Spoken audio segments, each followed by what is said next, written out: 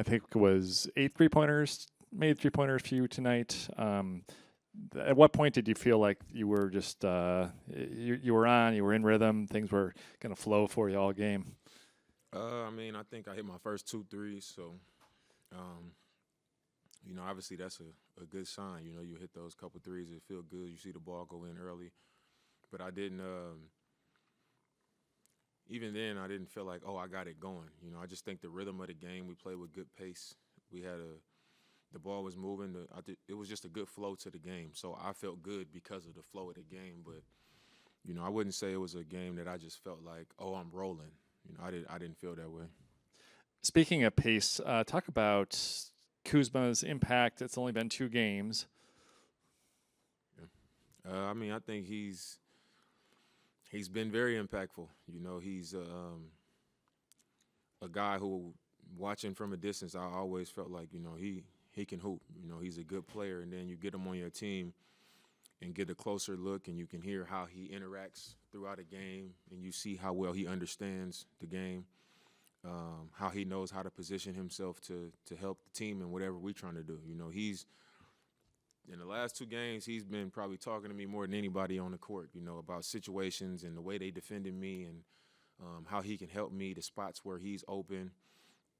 And he's effective in those spots, setting the screens on the low side and getting in the short roll position and making the next play, making shots.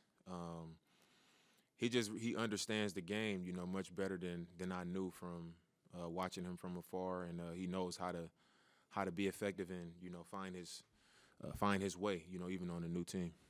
And then finally, rebounding. You guys won the battle like 53-42. You had what 8 or so? Has that been a point of emphasis? It was a team-wide effort, but the guards especially stepped up. It seems. Yeah, I think every night we know there's going to be a battle on the glass, and I think giving up second and third opportunities to teams is something that we've struggled with at times, and it's a constant conversation that the perimeter guys got to come back and help rebound.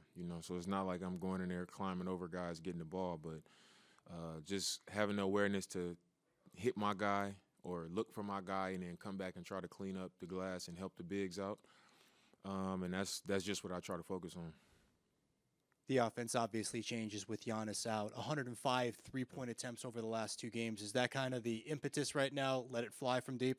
Yeah, I think obviously our best player not being on the floor, that puts a lot more responsibility on me. And, I just think we've been moving the ball well. I'm trying to get in the paint and put pressure on the defense and get a reaction and then just try to ignite that type of play where I try to get the ball to where it's supposed to go, and then the next guy is making the right pass, and then the guy after that is making the right pass. So I think because the ball is moving, we're able to generate a lot of those threes. Forgive me, I missed the start of it. Did anyone ask you about Doc saying you need to be an aggressive playmaker and an aggressive scorer? Nobody did. But, okay, well, let's talk about that. So that's what Doc said. He said he had kind of challenged you that we need both. Like, if Giannis is out, we need both of those things. What did you kind of take from that message, and how did you try to kind of apply it today? Yeah, he said it to me right after we did starting lineups. I'm usually the first person to walk up with him with the board before he gave us the first play. And as soon as I walked up, he was like, you need to, be aggressive scoring and making plays. You need to lead us in points and assists, and that was something that I kind of understood already, knowing that Giannis wasn't going to be on the floor. But him saying it to me, I guess it kind of, made something go off in my head like, all right, I have to, it just kind of brought it back to the forefront, I guess, right before the tip.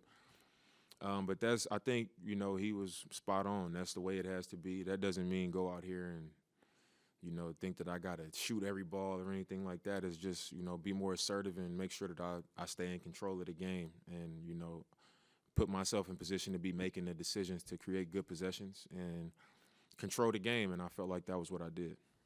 BP had kind of said, like, he thinks it's really cool that, like, you're willing to give yourself up. Like, that if you give yourself up, there's a 4-on-3 after that.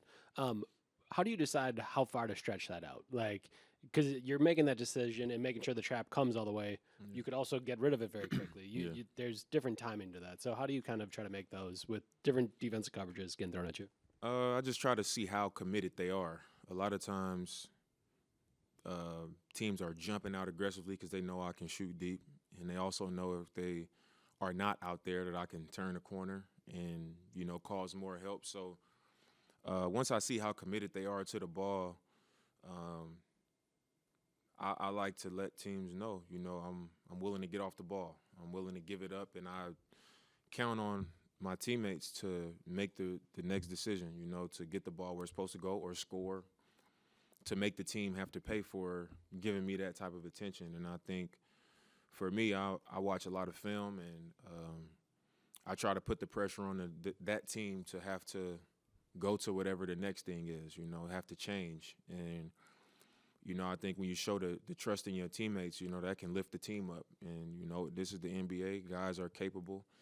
And I feel very confident, especially on this team, making that play and trusting that something good is going to happen. And I know that when things do happen, when I'm getting rid of it, the opportunity is going to come back to me, because GT hit 7 threes today. They got to respect it. And then you got TP out there.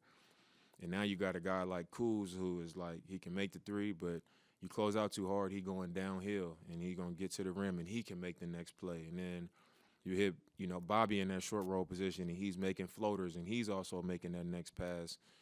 I think it just it gives us great balance offensively, and it keeps the defense off balance. And, now you get down the stretch of the game, and they're not going to be comfortable selling out on either one. It's like, do we keep doing this because, GT's open in the corner for all of these threes, or, Dre is cutting out of the corner and getting a layup, or you can't box him out and he's tipping it out and we getting more opportunities. So that's just that's the game that I play when teams are, going to give me that type of attention. Sorry if we're already asked this, I came in late, but this was Hubie Brown's last broadcast, the age of 91. Just from your perspective, what has he kind of meant to the league over this last half century or so? I just think it's pretty cool that he started in Milwaukee and he chose, to finish in Milwaukee. A lot of people don't get to write their own story in that way, So I thought that was pretty cool. Doc also talked about before the game, that he's been in the NBA since he was 24 years old. And to be 91 now and, here for his last game, I think is a special commitment to the game. And from that time to today, I'm sure he's seen so much growth and so much change, not only in the game of basketball, but in the league. It's come so far in a lot of ways. And I think that, obviously you're going to have the commissioners and you're going to have players come along, but I think it's the people who love on the game and love the league and, the contributions that come from people like Hubie Brown is what has allowed it to become what it is what makes it special. That type of lifelong investment and care into this league, is special. And for us to be a part of this league, I think is very, very important for us to pay our respect and to honor and acknowledge the people who've done that, like him. So it is, I think it's special, the type of career that he's had, his voice, on the radio, on these broadcasts, and I'm just honored to be a part of his last game.